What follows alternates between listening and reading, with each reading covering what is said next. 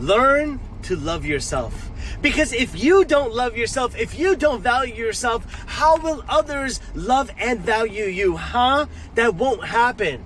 Because if you don't set the standards for yourself as to what you deserve and how people should speak to you and treat you and talk to you, if you don't love yourself enough to set those high expectations and values and standards for yourself, then you'll always be hurt. You'll always be hurt because others will treat you how they want to treat you, not how you want them to treat you. So, if you love yourself, set the bar high for yourself. Never tolerate disrespect from people. Never think that it's okay for people to violate you and disrespect you. No way. If Allah subhanahu wa ta'ala has blessed you with life, that means He loves you. And it's simple as that. Love yourself now. Just know you're fully worth it. And your self-esteem comes from yourself, not from others. The true test to your self-esteem and self-worth is not how you feel when you feel good about yourself. In fact, the true test to your self-esteem and self-worth is how do you feel about yourself through all the bad, through all your bad habits, through all your imperfections. How do you view and see yourself through those aspects, through that lens? That's the true test of your self-esteem and self-worth. You've got to learn to love yourself through all of your imperfections. Whether you like some physical feature or not, you love yourself because that's who you are. Whether you like a specific quality about yourself or not, you love yourself because that's who you are. And then you try to make yourself better. But it's about loving yourself through all your imperfections. That's what determines self-esteem and self-worth. The reason he's playing games with you, the reason he doesn't take you serious is because he doesn't consider you as an opportunity. He doesn't consider you to be someone that he could lose. He doesn't consider you that you're that valuable that he needs to jump to the opportunity immediately. Why? He just doesn't see you that way. That's why he's playing games with you. And that's the number one indication that that's not someone you want to be with. Because a person who's playing games with you is really playing games with their own future. And if they're not certain about their own future, why would they be certain about you, huh? If someone has an opportunity, and think about the opportunity you had, maybe you found something on the floor that was very valuable, like $20. You immediately rush to the opportunity because you see the value in that opportunity. If they're playing games with you, it's because they don't see value in you. So now it's time for you to see value in yourself and cut them off.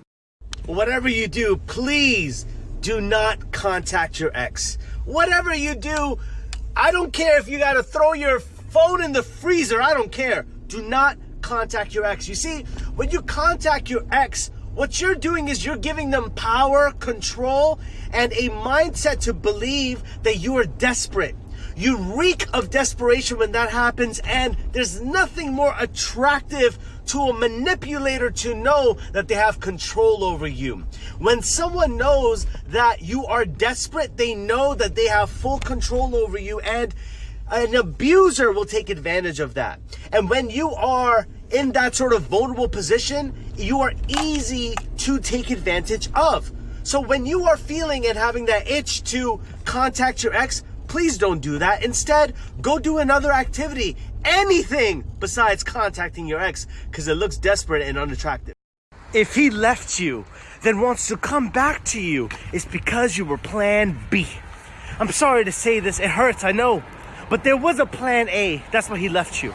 And when plan A didn't work out, he came back to plan B. That's the truth. That's what happened. So if you're like, he broke up with me, and then a few months later he wants to get back to me, it's because that plan A that he broke up with you for didn't work out. She probably had a plan A of her own, and he was a plan B. We all have that sort of stuff. So don't lower your self-worth. Don't lower your standards for someone who can drop you like this. No, uphold your standards and be like, listen, you left me? You crazy. I'm never coming back to you. You're bugging out. Have some standards for yourself. But don't, lower your values, because if you went back to him, he's going to be like, oh, I got her. Here is the harsh truth and reality that you don't want to hear. Some people just don't want you to grow. Some people just don't want you to succeed. Some people just don't want you to be successful. That's what their purpose is. They just don't want that for you because they want it for themselves and they're just jealous of you, whatever it might be. But the question is, how are you going to handle it? Are you going to put some space between you and them, some distance between you and them? Are you going to remove them from your life, block them from your life, do something to create some distance between you and them? Or are you going to sit here and complain about them all the time? How are you going to remove these toxic, evil, bad people from your life who all they want to do is suck the life out of you? The way that they succeed, the way that they get their energy and love is by taking it out of your life. The question is, how are you going to remove them? You must make a conscious decision to get them out of your life.